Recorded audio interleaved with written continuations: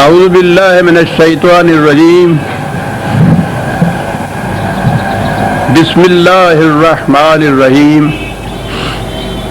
عزیزان مان، آج فروری 1983 کی 4 تاریخ ہے اور درس قرآن کریم کا آغاز سورہ الرحمن کی آیت 50 سے ہو رہا ہے، 55/50۔ آپ کو یاد ہوگا کہ سابقہ آیات میں جنت کی آسائشوں اور نعمتوں کا ذکر چلا آ رہا ہے۔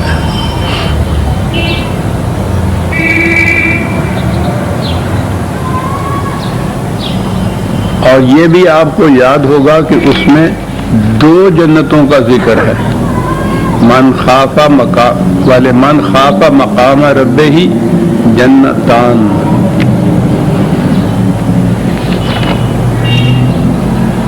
اس درس میں تو آپ کو شروع سے معلوم ہوگا کہ میں کہتا چلا آ رہا ہوں کہ جنت اور جہنم کی زندگی یہیں سے شروع ہو جاتی ہے، اور اس کے بعد پھر اخروی زندگی پر تو ہمارا ایمان ہے۔ وہاں کی جنت اور جہنم وہ ایک حقیقت ہے اور اس پر ہمارا ایمان ہے، لیکن یہ نہیں ہے کہ یہ وہیں کی بات ہے، یہاں کی بات نہیں ہے۔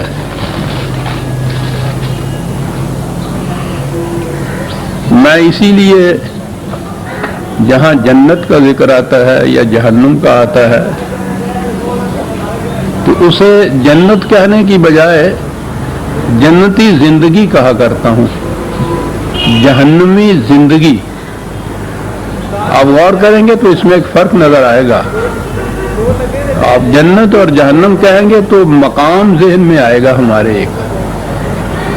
یہ ٹھیک ہے کہ ہم محسوسات کے خوگر محدود ذہن رکھنے والا انسان جب تک محسوس طور پر کوئی چیز سامنے نہ آئے اس کا تصور نہیں کر سکتا،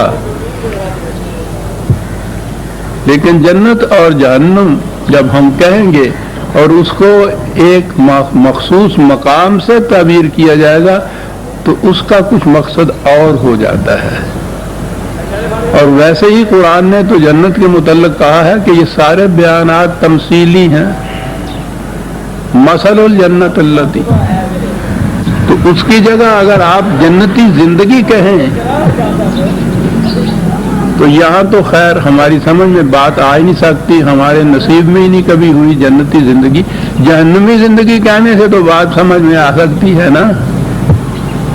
جو اس نے کہا ہے کہ جہنم وہ ہے جس کی آگ کے شعلے دلوں کو لپیٹ لیتے ہیں۔ کوئی سعادت مند فرد ایسا ہوگا کہ جس کے دلوں کو ان شعلوں نے نہ لپیٹا ہوا ہوگا، تو جہنمی زندگی کہنے سے بات بن جاتی ہے۔ اگر کہیں سعادت مندی ہوئی اور وہ جنتی زندگی کی بھی جھلک آ گئی تو اسے جنتی زندگی کہنے سے مفہوم سمجھ میں آ جاتا ہے۔ تو جنتی زندگی یہاں کی اور اس کے بعد آخرت کی۔ تو جو چیزیں قرآن میں جنت کے متعلق جن چیزوں کا ذکر آئے گا وہ اس دنیا کی جنتی زندگی سے متعلق بھی ہوگا اور پھر آخرت کی جنت بھی۔ اس فرق کو سامنے رکھنے سے بہت سی چیزیں جو ہے واضح اور صاف ہو جاتی ہیں۔ اب جنت کی زندگی میں تو میں نے عرض کیا کہ جب خدا نے خود 2 جنتیں کہا ہے تو پہلے اسی دنیا کی جنت کو لے لیتے ہیں نا، اور پھر اس کے بعد اگلی زندگی جس کو اس نے کہا کہ تمثیلاً بیان کیا ہے ہم نے، اس کے مطابقت رکھتے ہوئے اس کا بھی کوئی تصور ذہن میں کیا جا سکتا ہے۔ تو اس زندگی کے اندر کیا چیز پہلے بتائی ہے؟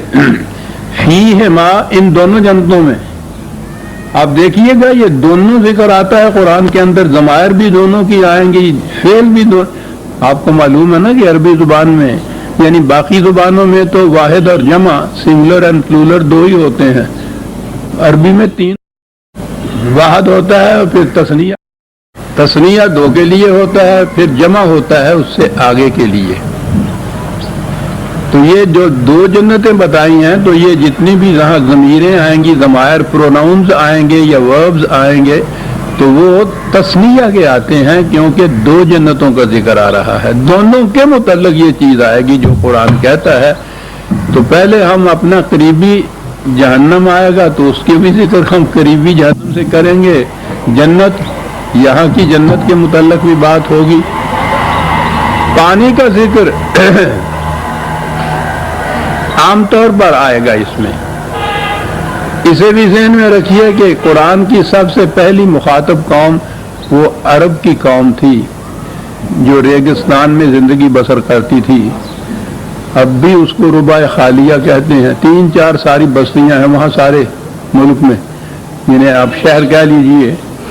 وہ شہر بھی اب بن گئے ہیں وہاں سے جب یہ وہ بہنے والا سونا نکلا ہے زمین سے، ورنہ وہ شہر بھی ہمارے کچھ گاؤں یا قصبوں جیسے شہر ہوتے تھے۔ باقی ساری زندگی ریگستان کی، صحرا کی زندگی ہوتی تھی۔ کہیں پانی نکلتا تھا تو وہاں 2-4 درخت، نخلستان جسے وہ کہتے تھے، انہیں کو وہ باغ کہتے تھے، جنت کہتے تھے، وہاں وہ جا کے ڈیرا لگا لیتے تھے۔ جب تک پانی رہا وہاں رہے، پانی ختم ہوا خانہ بدوش، گھر کو کندھے پہ رکھا، پھر چلے گئے، ہر صبح سفر، ہر شام سفر، زندگی یہ تھی ان کی۔ پانی سب سے اہم شے تھی۔ ویسے بھی زندگی کا مدار پانی پر ہے، اور قرآن نے تو جب ابتدا کی ہے زندگی کی، وَجَعَلْنَا مِنَ الْمَاءِ كُلَّ شَيْءٍ حَيٍّ، پانی سے ہی ہم نے ہر جاندار چیز کو پیدا کیا۔ تو پانی زندگی کا مدار ہے، اس پہ عام مدار بھی ہے۔ اور جب ایسے مقامات ہوں کہ جہاں پانی دور دور تک نہ کہیں ملتا ہو تو وہاں تو پانی کی قدر و قیمت ہم اندازہ ہی نہیں لگا سکتے کہ پانی کی قیمت کیا ہے۔ وہ اندازہ تو وہ لگاتے تھے، وہ ایک بدو ایک دفعہ ایک اتنا سا مٹکینہ سر پہ اٹھائے ہوئے چلا آ رہا ہے، پتہ نہیں کتنے میلوں سے، کتنے 100 میلوں سے، ہارون رشید کے دربار میں۔ لوگوں سے کہا کہ مجھے وہاں تک پہنچنے دیجئے، بادشاہ نے بھی کہا کہ ہاں آنے دیجئے، دیکھتے ہیں کہ اتنی دور سے یہ آیا ہے، وہ کیا لے کے آیا ہے۔ تو وہاں گیا تو اس نے مٹکینہ نکال کے اور اس میں دیکھا تو کہا کہ حضور ایک چشمے میں ایسا صاف اور شفاف پانی تھا کہ میرا جی نہیں چاہا کہ میں خود پیوں اور خلیفۃ المسلمین اس سے محروم رہ جائے، تو میں وہ پانی اس مٹکینی میں بھر کے لایا ہوں آپ کے لیے۔ پانی یہ چیز تھی ان کی۔ تو کہا یہ ہے کہ ان میں ان جنتوں کے اندر فیہما عینان تجریان،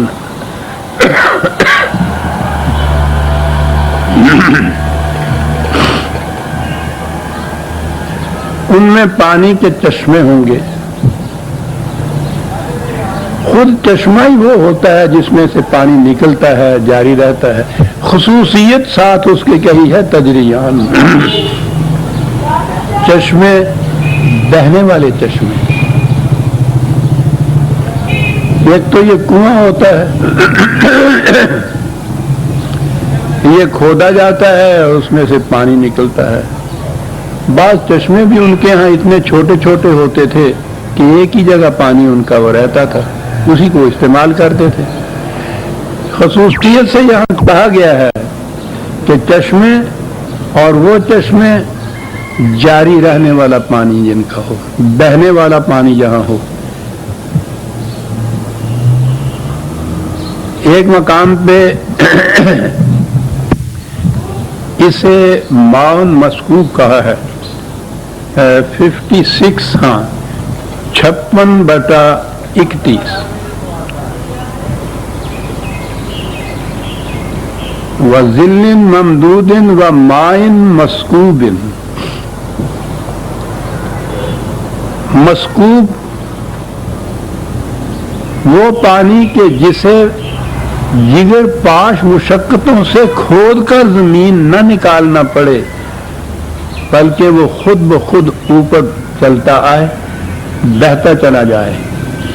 یعنی خصوصیت یہاں بھی یہ بتائی ہے مسکوب کہہ کے کہ وہ پانی کہ جو خود بخود بہتا چلا جائے، جاری رہے۔ چشمہ جاریہ بھی ہمارے ہاں کہتے ہیں اس کو، جاری رہنے والا۔ یہ کون سا جاری رہنے والے کی بات خاص طور پہ کیوں کی گئی؟ اس لیے کہ اس کے مقابلے میں ایک زندگی یہاں یہ بھی بتائی گئی تھی، وہ ارأیت الذی یکذب بالدین، بڑی مشہور آیت، مشہور سورت۔ تو نے اس کی حالت پہ بھی غور کیا ہے جو دین کا اقرار تو کرتا ہے لیکن عملاً اس کو جھٹلاتا ہے؟ اگر اس کا اقرار نہ کرے تو کچھ ایسی فریب دہی نہیں ہو سکتی، مانتا ہی نہیں ہے، یہ اس دین کو مانتا نہیں ہے۔ لیکن مردم شماری کے خانے میں تو مسلمان لکھا جائے اور عملی زندگی اسلام کو جھٹلا رہی ہو، تو اسے کہتے ہیں تکذیب دین کرنا۔ اقرار تو کرنا لیکن عملی زندگی میں اس کو جھٹلانا۔ دوسرے یہ کہیں کہ اچھا یہی ہے وہ اسلام جس کا نمونہ یہ لوگ چلے پھرتے ہیں، روٹی مانگنے کے لیے بھی ہمارے ہاں آتے ہیں اور دعویٰ یہ ہے کہ دنیا بھر کی مشکلات کا حل ملتا ہے اس اسلام کے اندر۔ یہ ہے تکذیب دین جسے کہتے ہیں۔ ارأیت الذی یکذب بالدین، بڑی عجیب یہ صورت ہے، اب کئی دفعہ یہ سامنے آ چکی ہے۔ کیا کیا باتیں اس میں کہی گئی ہیں دین کی تکذیب۔ فذلک الذی یدعو الیتیم ولا یحض علی طعام المسکین، دو چار باتیں ذکر کی۔ ایک تو یہ ہے کہ کوئی اگر تنہا رہ جاتا ہے معاشرے میں، اس کا جتھا نہیں ہوتا، پارٹی نہیں ہوتا، گروہ بندی نہیں اس کی ہوتی، برادری نہیں ہوتی، اس کو دھکے دیتا ہے۔ یہ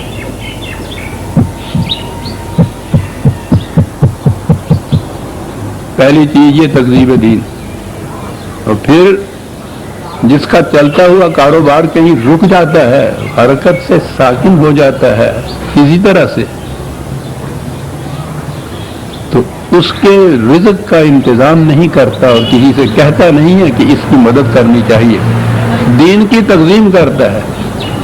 اور بات آگے ہے، فویل للمصلین الذین هم عن صلاتهم ساہون، نمازیں پڑھتا ہے،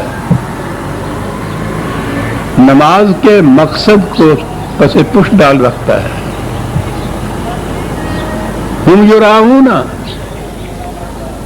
نماز اس چیز کو سمجھتا ہے جسے لوگ دیکھ لیں کہ قیام میں ہے، رکوع میں ہے، سجود میں ہے، اللہ اکبر کانوں تک ہاتھ لے جا کے کرتا ہے، آمین اونچی آواز سے کرتا ہے۔ ہم یراؤون، جتنی چیزیں دیکھی جا سکتی ہیں لوگ دیکھتے ہیں کہ یہ ہے نماز، اس حد تک تو اس کی نماز ہوتی ہے، لیکن کرتا کیا ہے؟ یمنعون الماعون، اس پانی کو جو بہتی ہوئی ندی کی طرح ہر ضرورت مند کے مکان کے آگے سے پکارتا ہوا چلا جائے کہ جس کو ضرورت ہے لے لے، بند لگا کے اس کو اپنے لیے محفوظ کر لیتا ہے، تکذیب دین کرتا ہے۔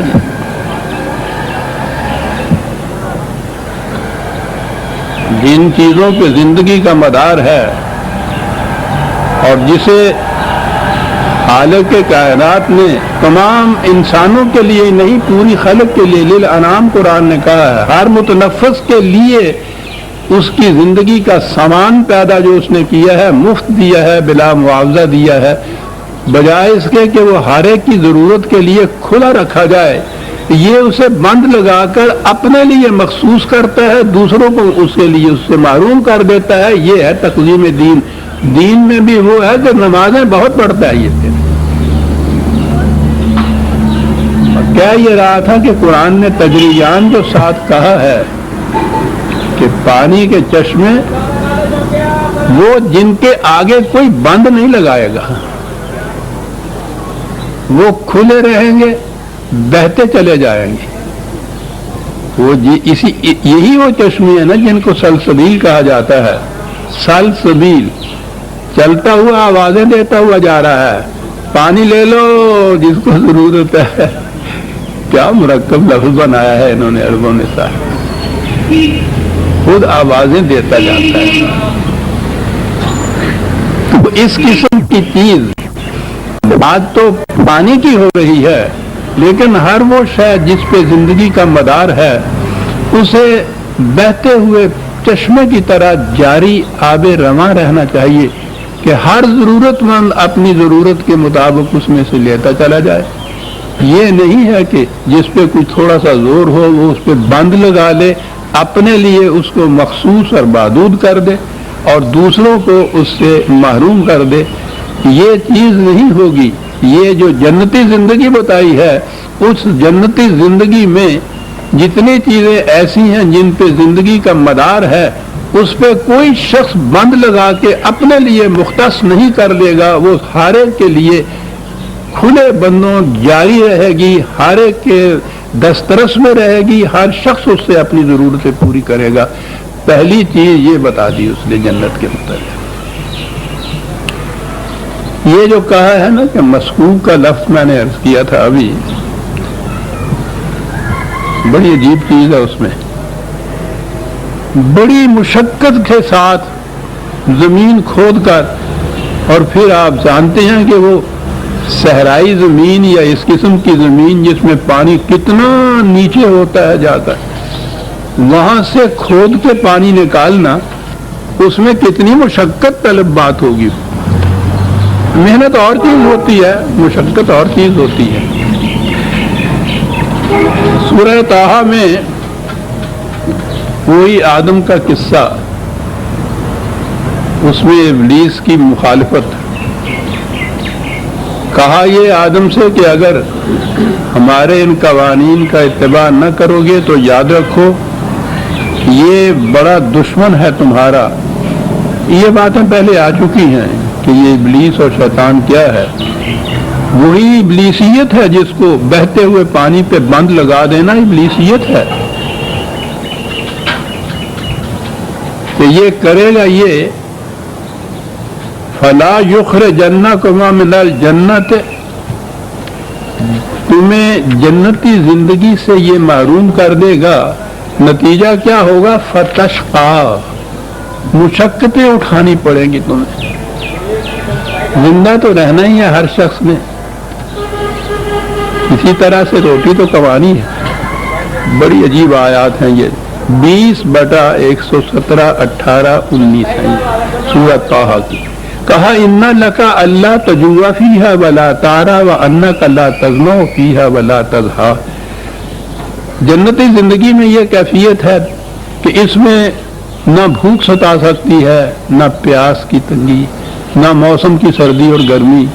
یہ تمام چیزیں جتنی ہیں ان کے لیے کوئی چیز مشقت طلب نہیں یہاں ہوتی.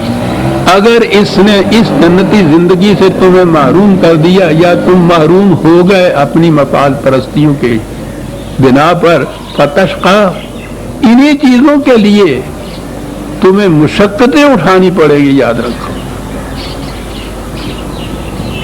اور میرا خیال یہ ہے کہ اسی آیت کی پہلی ہی جو آیت ہے اس میں یہ ہے کہ ما انزلنا علیک القرآن لتشقا. وہی لفظ ہے، قرآن تو نازل اس لیے کیا گیا ہے کہ تمہیں ان چیزوں کے لیے مشقتیں نہ اٹھانی پڑیں. اور یہاں یہ کہا گیا ہے کہ فمن اتبع ہدایا فلا یضل ولا یشقا. جو ہمارے قوانین کا اتباع کرے گا اس کی نہ تو محنت رائے گاہ جائے گی اور نہ اسے ان ضروریات زندگی کے لیے جگر پاش مشقتیں اٹھانی پڑیں گی. اور اس کے برعکس ومن اعرض عن ذکری فإن له معیشۃ ضنکا. جو ان قوانین سے گریز کرے گا، پہلو تہی کرے گا، منہ موڑے گا، اعراض برتے گا، اس کی معیشت، اس کی روزی تنگ ہو جائے گی. اور جہاں جو تنگ ہو جائے گی روزی، وَنَحْشُرُهُ يَوْمَ الْقِيَامَةِ أَعْمَىٰ، یہاں روزی تنگ ہو جائے گی اور قیامت میں بھی اندھا اٹھایا جائے گا. آپ دیکھتے ہیں کہ اس دنیا کا اور پھر اگلی زندگی کا آپس میں تعلق کتنا گہرا ہے. یہاں جو یہ کہا تھا نا کہ یہ دو جنتیں، ایک یہاں کی ایک وہاں کی، یہ یہاں کی جو زندگی ہے جس میں جگر پاس مشقتیں ہیں، رزق جو ہے اس سے یہ کہا معیشت سمجھانے کا، رزق کی تنگی جو ہو جاتی ہے اس سے مشقتیں اٹھانی پڑتی ہیں، تو یہ زندگی بھی یہاں کی بھی جہنم ہو جاتی ہے، اور جس کی یہاں کی زندگی جہنمی ہے وہاں کی زندگی بھی جہنمی ہوگی۔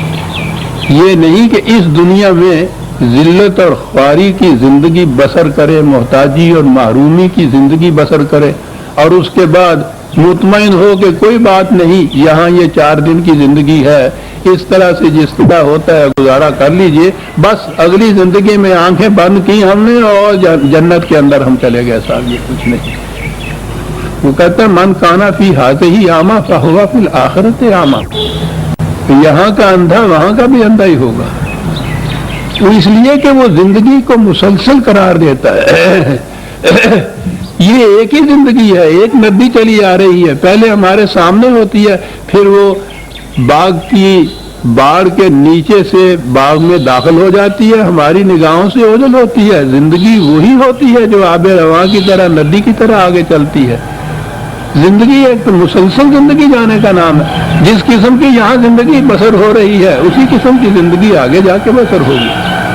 اور یہ اتنا واضح ہو جائے کہ کسی حادثے کی وجہ سے، اتفاقیہ ایکسیڈنٹ کی وجہ سے چلتے ہوئے گڑھے میں گر جانا یہ اور بات ہے، لیکن گڑھے میں گرنے کے بعد مطمئن ہو جانا کہ اصل زندگی یہی گڑھے کی ہے، یہ باہر کی زندگی نہیں ہے، یہ ہے وہ چیز جو قرآن کہتا ہے کہ اس چیز کو، اس زندگی کو جو محتاجی اور محرومی اور مسکینی اور رزق کی تنگی کی زندگی ہے اس پہ مطمئن ہو جانا اور اس سے نکلنے کی کوشش نہ کرنا، یہ ہے جہنمی زندگی۔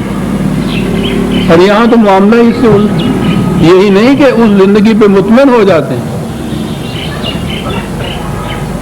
پہلے تو روایات میں بھی آپ لیجئے تو یہ دنیا جیل خانہ ہے جس میں مومن پھنسا ہوا ہے۔ اس دنیا میں مومن کی حالت یہ ہے جیسے پانی کے باہر مچھلی کی حالت ہوتی ہے۔ دنیا ایک لاش ہے اور اس کے چاہنے والے کتے ہیں، یہ سارا کچھ۔ اور جب تصوف میں آئیے تو پھر تو پوچھئے ہی نہ، اس میں تو سارا دار و مدار ہی ترک کے اوپر ہے، ترک دنیا، ترک عقبہ، ترک ترک۔ ارے صاحب یہ ہر آرزو کا ترک۔ اس نے کہا کہ یہ جو ہے آرزو، تو یہ بھی تو ایک آرزو ہے نا کہ میں اس چیز کو چھوڑ دوں، اسے بھی ترک کرو۔ تو بدھ مت کا نروانہ جسے کہتے ہیں، بات اور چلی جائے گی، یعنی دل میں یہ آرزو اور خواہش بھی نہ پیدا ہو کہ مجھے یہ چیز چھوڑ دینی چاہیے، ایسی زندگی ہو کہ اس کے بغیر آرزو کے ہی وہ چھوڑ دی جائے۔ وہ آپ کے یہاں کا تصوف آ گیا۔ اور یہاں قرآن دونوں کو جنتان کہہ رہا ہے، یہاں کی دنیا کی جنت اور آخرت کی جنت، اور ابھی وہ الفاظ آتے ہیں کہ یہ دونوں جنتیں ملی ہوئی ہیں، دور دور نہیں ہیں۔ تو فیہما عینان تجریان، ان دونوں جنتوں میں چشمے ہیں، جاری چشمے ہیں، بہنے والا پانی ہے،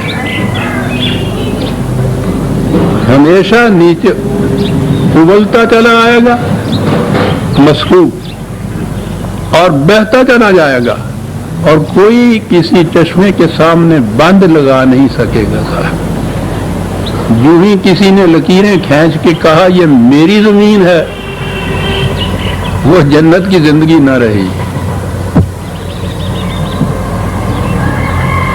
عینان تجریان، جنتی زندگی کی یہ کیفیت ہوگی۔ وہی نبی اکرم صلی اللہ علیہ وسلم نے جو اس جنتی زندگی کا، جس کو اسلامی نظام کہتے ہیں، جو فرمایا حضور نے کہ جس بستی میں کسی ایک شخص نے بھی رات کو اس طرح بسر کی کہ وہ بھوکا رہا، اس بستی سے خدا کی حفاظت کی ذمہ داری ختم ہو جاتی ہے۔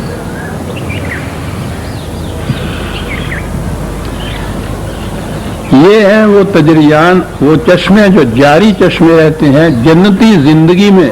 آپ سمجھ لیے نا بات آپ نے، جنت میں نا، جنتی زندگی میں کہیے،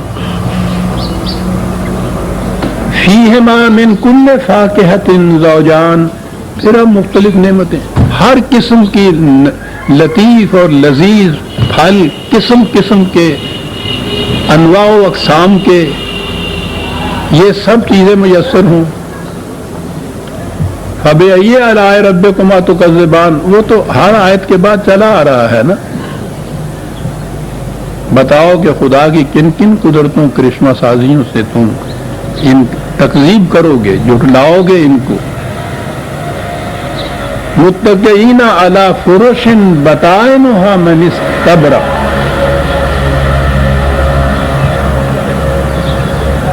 ایسے فرشوں پر بیٹھے ہوں گے۔ آگے چل کے ایک جگہ صوفوں کا بھی ذکر آتا ہے، پردوں کا بھی ذکر آتا ہے قرآن میں۔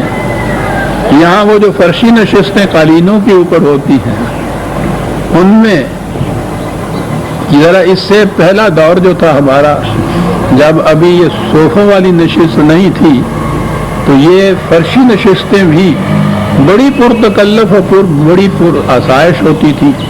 یہ قالین اسی دور کی چیزیں یادگار ہے، اور تکیے ہوتے تھے، ان تکیوں کے سہارے آسائش سے، آرام سے، نہایت پرتکلف فرشوں پہ بیٹھے ہوئے۔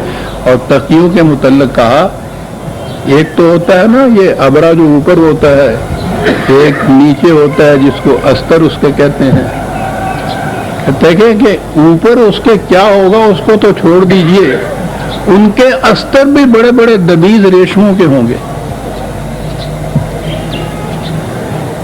یہاں یہ آپ کو یاد ہے نا، آپ کی شریعت جو چلی آ رہی ہے، اس میں مردوں کے لیے سونا پہننا اور ریشم پہننا حرام قرار دیا ہے۔ یعنی یہ جنت کی زندگی میں خدا تو یہ کہہ رہا ہے کہ ان کے تکیوں کے ابرے استر تک بھی جو ان کے ہوں گے وہ موٹے ریشموں کے ہوں گے، ریشمی ہوں گے، حریر و اطلس کے ہوں گے۔ اور یہاں کی زندگی میں یہ سب چیزیں حرام، اور یوں ہی آنکھ بند کی ہر حرام چیز حلال۔ زیورات سونے کے تو ایک طرف رہا، قرآن میں آگے آئے گا ظروف برتن چاندی سونے کے قرآن نے کہا ہوا ہے، بلوری آپ گینے کہا ہوا ہے۔ وہ یہاں کی جنتی زندگی بھکاریوں کی، گداگروں کی زندگی نہیں بتاتا۔ وہ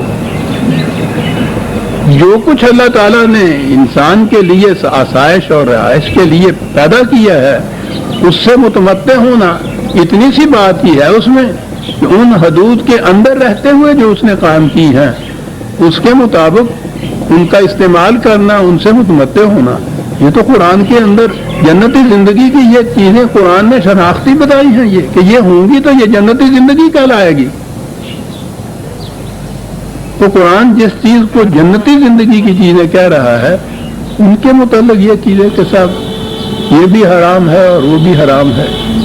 بہرحال آگے چلی آ رہی ہے، اب تو ہم آ رہے ہیں یہ 27واں پارہ، 28ویں یا 29ویں 30ویں پارے میں، تو آپ دیکھیں گے تفاصیل جو آئیں گی جنتی زندگی کی۔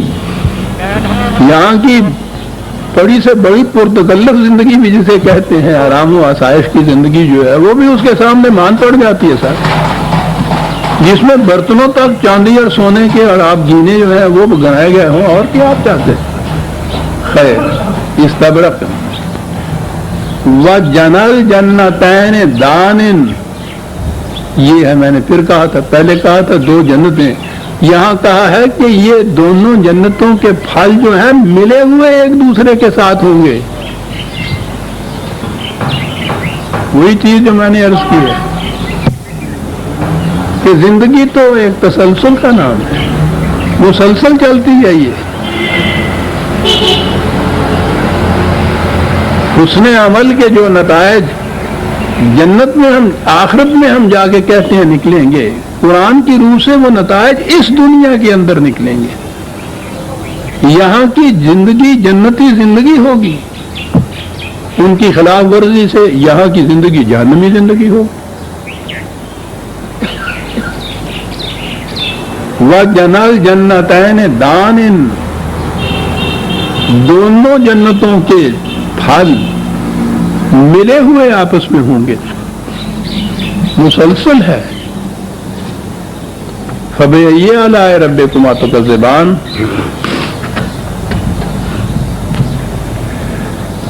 فیہن قاصرات الطرف لم یطمثہن انس قبلہم ولا جان. قرآن کی روح سے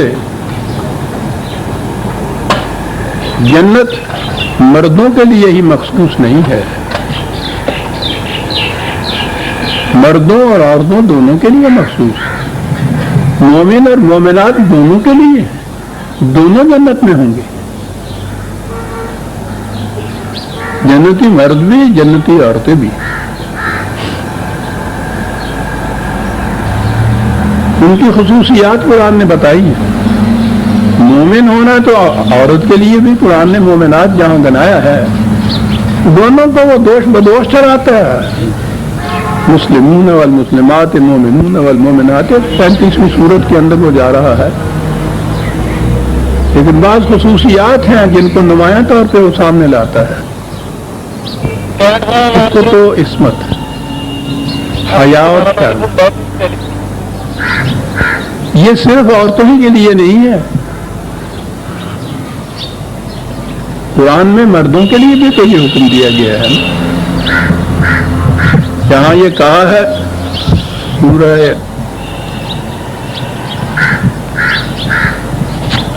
النور ہے،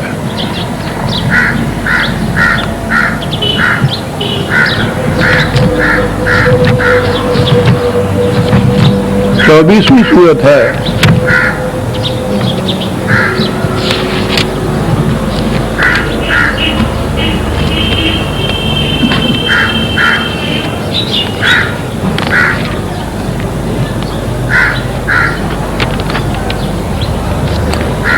چوبیسویں سورت 30ویں آیت، 30ویں 31ویں آیت. یہ جو کہتے ہیں نا کہ عورتیں باہر نکلیں نگاہ جھکائی ہوئی انہوں نے ہو، نگاہ اوپر نہ اٹھائیں، تو یہاں تو یہ سارے احکام جتنے بھی عزت، عفت، عصمت، پاکیزگی، جنسی، یہ ساری زندگی یہ ساری عورتوں کے لیے ہے نا. ہمارے ہاں تو مردوں کے لیے تو کوئی اس میں کہاں کی نہیں ہے، سوال ہی نہیں.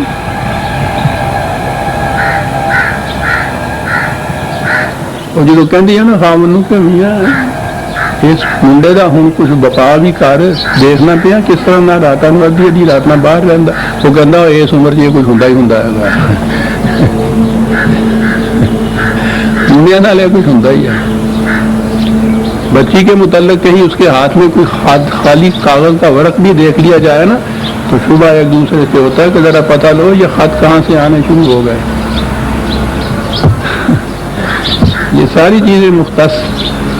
قرآن جہاں حکم دیتا ہے نا کہ نگاہوں کو بے باک نہ ہونے دو جب راستہ چلو، تو پہلے مردوں سے کہتا ہے کل للمؤمنین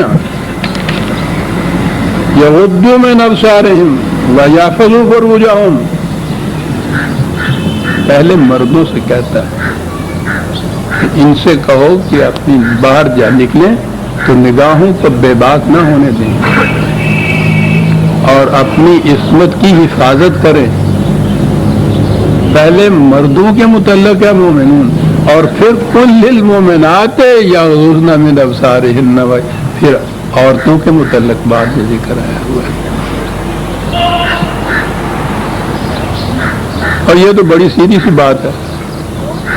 مرد اگر اپنی عصمت کو محفوظ رکھیں بے حیائی پھیل ہی نہیں سکتی. عورت کیا کر لے گی؟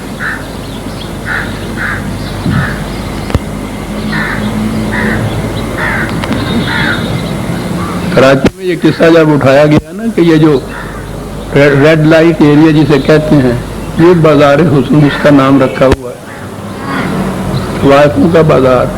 اس میں یہ تھا کہ اس کو قانوناً منع کر دیا جائے، تو اس کے بعد یہ ہوتا تھا کہ یہ تو کچھ ناممکنات میں سے ہے. تو اس زمانے میں کچھ میری بھی سیو ہوتی تھی کہنے کی. تو انہوں نے کہا اس کا علاج کیا ہے؟ میں نے کہا عورتوں سے کچھ نہ کہیے، قانوناً مردوں کو حکمن بند کر دیجئے کہ اس علاقے میں نہ جائیں، معاملہ حل ہو جائے گا.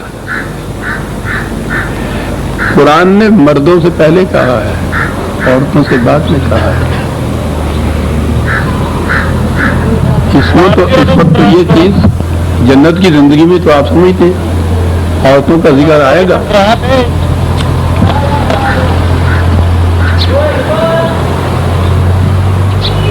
میں اب آپ یاد ہے کہ کبھی ایسا مجھے تکلف یا تعامل کبھی نہیں ہوا درس کے دوران میں. خدا کی باتیں ہیں اپنی زبان میں پیش کرتا ہوں، لیکن بعض مقامات ایسے آ جاتے ہیں کہ مجھے آپ سے نہیں، اپنی بیٹیوں سے، اپنی بہنوں سے خاص طور پہ شاید کہیے کہ معافی مانگنی پڑے گی، میرا عذر یہ قبول کر لے. میری بیٹیوں، میں معلوم ہے کہ کبھی صاحبن بھی میرے زبان سے کوئی ایسا لفظ نہیں نکل جاتا جو بازاری ہو. میری بیٹیاں اور بہنیں بھی بیٹھی ہوتی ہیں مجلس میں، لیکن بعض ذکر ناگزیر ہو جاتے ہیں. اس درس میں وہ چیز سامنے میرے آ رہی ہے، اور میں نے پچھلے 2 دنوں میں کتنی بار یہ سوچا کہ میں جرت کر کے یہ چیز درس کی پوری مجلس میں یہ بیان کر دوں. بیان کیے بغیر آپ کی سمجھ میں بات آئے گی نہیں کہ ہمارے ساتھ ہوا کیا ہے، اسلام کو ان لوگوں نے کہاں پہنچا دیا ہوا ہے. ہر ایک آدمی سے یہ نہیں ہوگا کہ اس کتاب کو خود اس نے مطالعہ کیا ہوگا. اس کا علم ہونا بڑا ضروری ہے آپ کے لیے، پھر سمجھ میں آئے گا کہ کیا گیا ہے اس اسلام کے ساتھ. لیکن اس میں اب میری بیٹیوں مجھے آج معاف رکھیے گا، یوں سمجھ لیجئے گا کہ آپ نے شاید سنا نہیں ہے، نہ سنیے، کہنے دیجئے. جنت کا ذکر، جنت تو وہاں کی جنت ہوتی ہے، اور ان حضرات کے ہمارے ہاں جتنے یہ ارباب شریعت، ائمہ کرام، مفسرین اعظام، جنت اور اس میں جب پھر عورت کا ذکر آئے گا اور وہ پھر حوروں کا ذکر کیا ہے، تو پھر وہ عورت کا ذکر آتا ہے. میں سمجھتا ہوں کہ ملوکیت کے دور میں جب اخلاق کی تمام حدیں ٹوٹتی ہیں تو سب سے زیادہ زور جنسیات پہ پڑتا ہے آ کر، سیکس کے اوپر. جس دور کی کیفیت یہ ہو، عباسی زمانے کے خلفاء، امیر المومنین خلیفۃ المسلمین کہلانے والے، آپ کو یاد ہے کہ خلیفے کے حرم میں 3,000 لونڈیاں ممتوع ہوتی تھیں. بغداد کے بازار میں منڈی تھی ایک، جس میں عورتیں نیلام ہوتی تھی، بیچی جاتی تھیں. منڈی وہ پہلے ہوتی تھی مویشیوں کی، اس کا نخاس اس کا نام ہوتا ہے عربی زبان میں، جہاں مویشی بیچے جاتے ہیں. مویشی شاید وہاں پھر کم ہو گئے ہوں گے یا ان کی گنجائش نہیں رہی. اسی منڈی میں عورتیں بکا کرتی تھی، تو نخاس اس کا نام، اب تک نخاس ہی ہے ان کی زبان میں اس کا نام. میں نے جب گیا ہوں حجاز کی زمینوں میں، تو کویت میں نے ایک مقام پہ انہوں نے بتایا، اب تو وہاں یہ چیزیں بند ہو گئی ہوئی ہیں. یہ تھی وہ نخاس یہاں کی، کل تک ان ملکوں میں نخاس کل تک.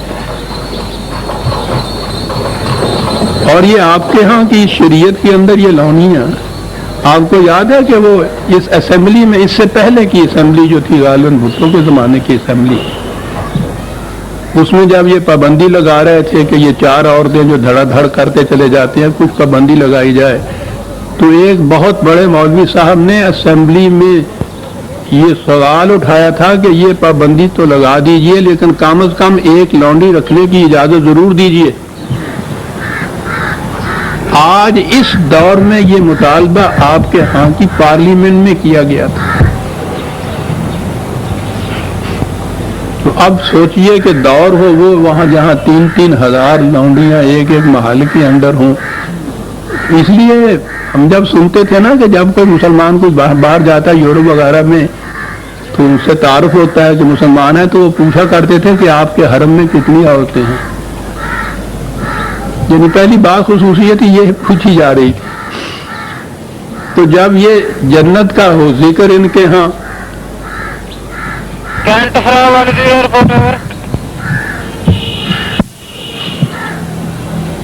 وہ دور کیا کچھ نہیں یہ کہیں گے.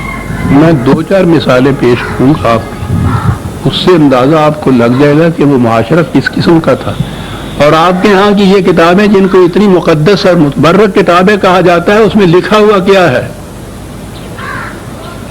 میری بیٹیوں معذرت کے ساتھ، تفسیر ہے ابن کثیر، بڑی مستند تفسیر ہے ان کی یہاں کی۔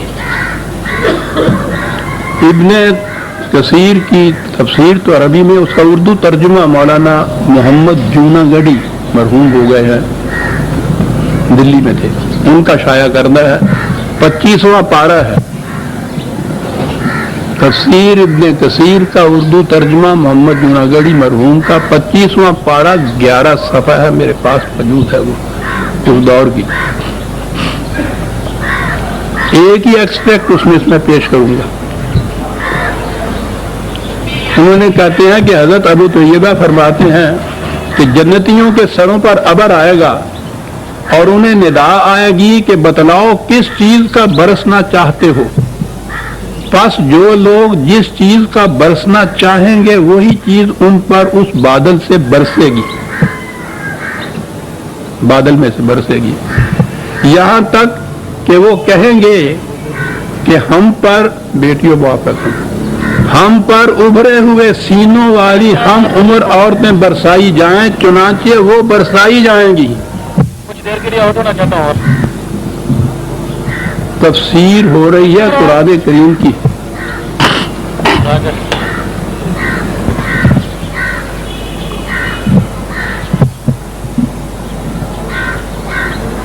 انتہا ہے یا نہیں ہے؟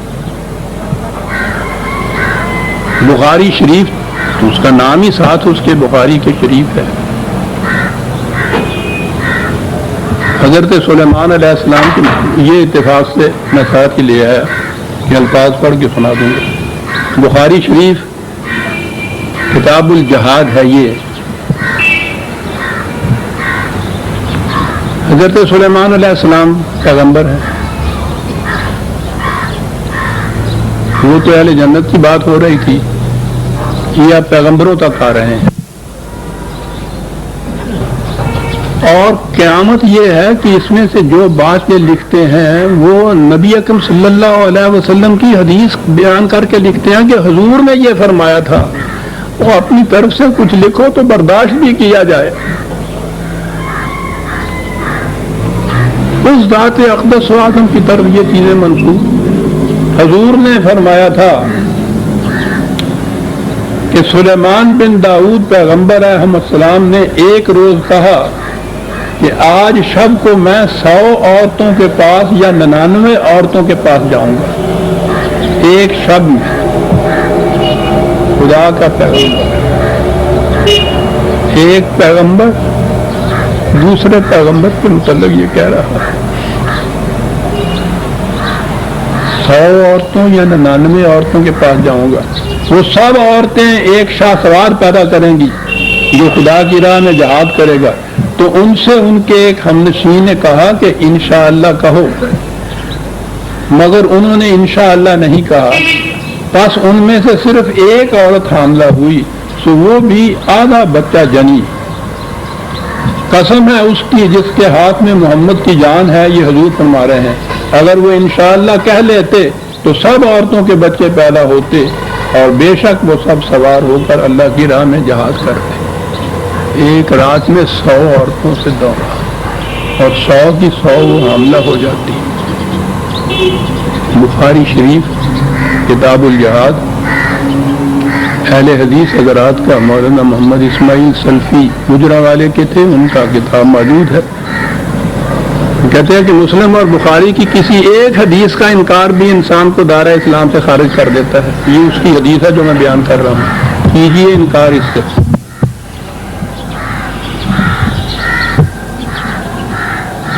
یہ تو حضور نے بیان فرمایا بقول ان کے، معاذ اللہ۔ نظر آتا کہ کس دور میں یہ وضع ہوئی تھی۔ خود نبی اکرم صلی اللہ علیہ وسلم کو بھی تو نہیں بخشا گیا، جگر پہ پتھر رکھ کے یہ باتیں کرنی پڑتی ہیں عزیزہ ایمان۔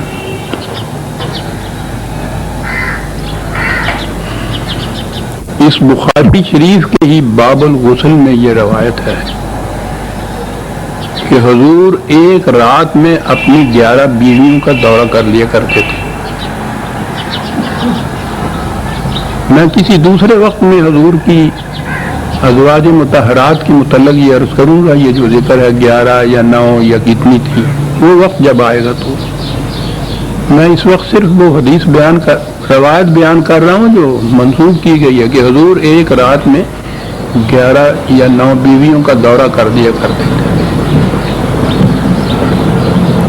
اس میں یہ ہے کہ صحابہ نے کہا کہ کیا آپ میں اتنی قوت تھی؟ تو کہا کہ آپ میں معاف کر بیٹیوں 30 مردوں کی قوت تھی.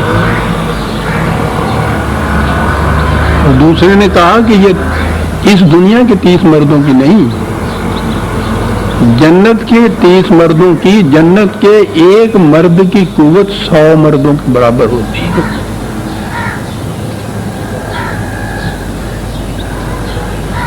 یہ سیرت پیش کی جا رہی ہے اس ذات اطہر و اقدس کی، جس کی پاکیزگی یہ دامن کی قسمیں جبریل اٹھائے.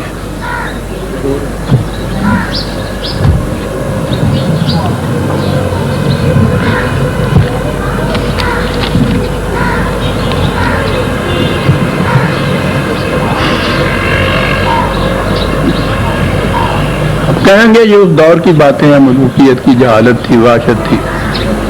صورت آپ کر نہیں سکتے کہ تمہیں تو بخاری اور مسلم کی حدیثیں یہ ہیں. آج آپ کے ہاں کیا ہو رہا ہے؟ آپ کے ہاں کیا اس دور کے سب سے بڑے آپ کے ہاں مجتہد اور مجد اور اقامت دین کے دائی سید ابوالعلا مودودی مرحوم ہے نا. انہوں نے بھی تو تفسیر لکھی ہے، تفہیم القرآن. حال کی چیز ہے نا وہ تو. تفہیم القرآن کی 5ویں جلد ہے. اس میں وہ تفسیر بیان فرماتے ہیں حوروں کے متعلق.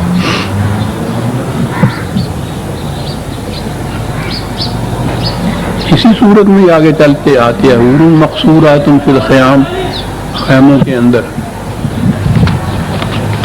لکھتے ہیں. اس کے اندر یہ ان کے اپنے الفاظ ہیں جو میں بول رہا ہوں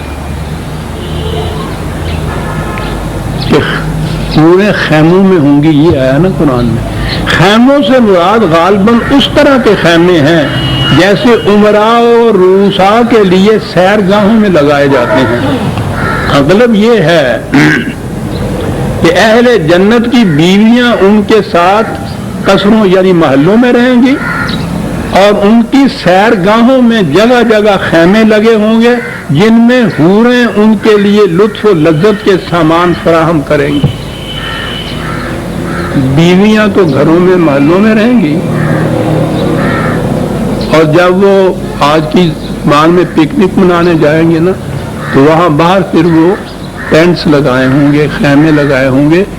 تو حوریں ان خیموں میں سیرگاہوں میں ان کے لیے لطف و لذت کا سامان فراہم کرے گی. یہ آج کی تفسیر ہو رہی ہے. ہاں بیچاروں کے آساد پہ عورت ہے سوار. عزیزان من، بیٹیوں سے پھر معذرت میں نے طلب کی ہے. یہ ہے وہ اسلام آپ کا جو دنیا میں پیش کیا جا رہا ہے. کیا انکار کریں گے آپ جب وہ آپ کے ہاں کی مستند ترین تفسیروں کی کتابوں سے، وہ کتابیں حدیثوں کی جن کے متعلق کہا گیا اصل الکتب بعد کتاب اللہ، قرآن کے بعد سب سے زیادہ صحیح ترین کتابیں آپ کے ہاں کی سندیں جو ہیں اسلام کی، متقدمین کو چھوڑ دیجئے، آج کے دور کے آپ کے ہاں کے یہ مفسر اس قسم کے عام طور پہ سمجھا جاتا ہے یہ کچھ لبرل قسم کے یہ تھے. ان کی ذرا اٹھا کے دیکھیے ان کی تفہیم القرآن. میں نے تو ایک بات اس میں سے کہی ہے، کتنی اور باتیں اس میں سے میں کہوں. وہ بھی یہ کہہ رہے ہیں ان کے متعلق.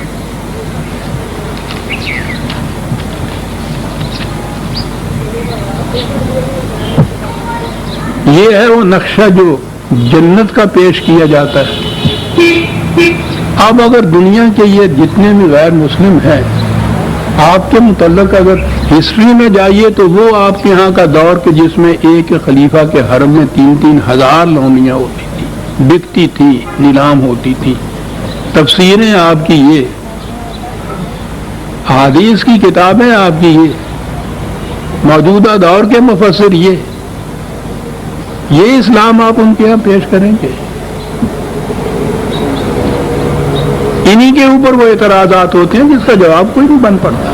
کیا کریں گے آپ اس کا جواب دیں گے؟ میں نے پہلے بھی عرض کیا تھا، خود لفظ حور جو ہے یہ عربوں کے ہاں ویسے تو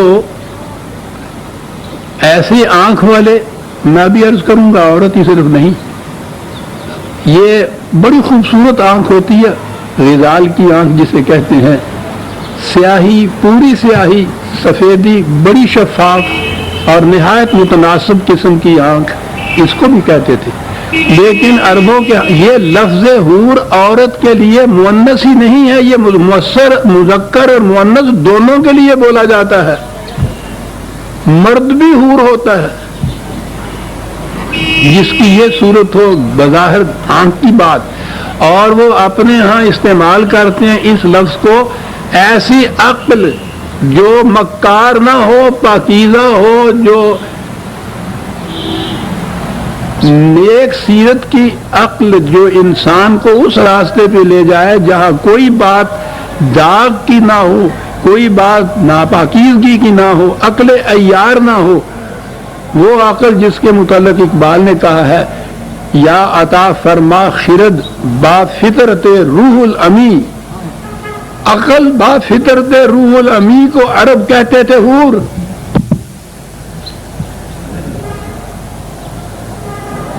جس میں کوئی عیاری، مکاری اور تیاری نہ ہو. ادب خوردہ دل جس کو کہا ہے قرآن نے، وحی کی روشنی میں چلنے والی عقل، پاکیزہ عقل، اس کو وہ حور کہتے تھے، اور مرد اور عورت دونوں کے لیے یہ استعمال کرتے تھے.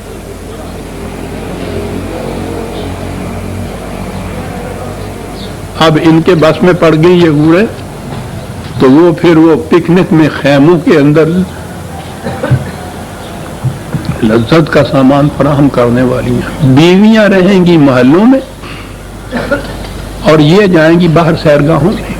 کس حیثیت سے یہ عورت یہ حوریں ہوں گی صاحب؟ بیویاں تو ہوں گی محلوں میں. اف میرے اللہ، رکھیو غالب تو مجھے درد نوائی میں معاف، آج سینے میں میرے درد سوا ہوتا ہے. یہ قرآن، اس کی یہ تفسیریں آپ پیش کر رہے ہیں دنیا کے سامنے ان حوروں کی. وہ بات یہاں سے چلی تھی کہ اس نے آگے جا کے یہ بھی کہا تھا کہ ہاں وہ جنت کے اندر مومن مرد بھی ہوں گے، مومن عورتیں بھی ہوں گے، لیکن یہ نہیں کہ بے باک نگاہوں سے ادھر ادھر وہ چال بازیوں کی طرف کرنے والی عورتیں وہ ہوں گی. فی انا قاصرات الطرف، وہ باحیا، وہ پاکیزہ فطرت، عصمت و عفت کی مجسمہ عورتیں جو نگاہوں کو، قاصر کے معنی ہوتے ہیں یہ چیز جھکی ہوئی، پوری طرح سے اٹھی ہوئی بھی جو نگاہ نہ ہو، اتنا شرم اور حیا اس کے اندر ہو. اس جنتی زندگی کے اندر عورتوں کی بھی یہ کیفیت ہوگی. اس قسم کی عورتیں کہ لم یطمثہن انس قبلہم ولا جان، کہ نکاح سے پہلے اپنوں یا بیگانوں میں سے کسی نے ٹچ تک نہیں کیا ہوگا ان کو. ایسی ہونی چاہیے نا جنتی زندگی، جس میں ہر نکاح کرنے والے لڑکے کو اس کا یقین ہو کہ میری یہ جو منقوہ بیوی آ رہی ہے، اس سے پیشتر کسی نے اس کی طرف آنکھ اٹھا کے نہیں دیکھا، کسی نے ٹچ نہیں کیا اس کو. کتنی بڑی اطمینان کی زندگی ہے.